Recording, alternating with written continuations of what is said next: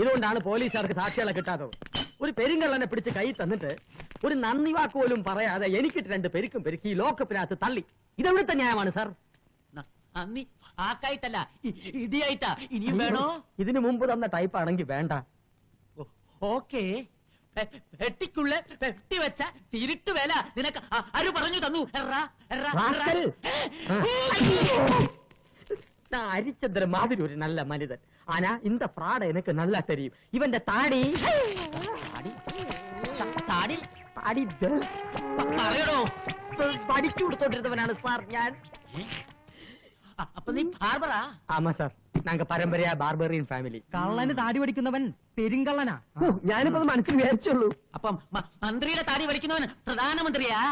രണ്ടിനീ ജാമ്യമില്ലാതെ അവത്തണ്ടതാ. കന്യാശ്രമയെയും കുട്ടികളെയും മാനിച്ച് ഇപ്പൊ വെറുതെ വിടുന്നു.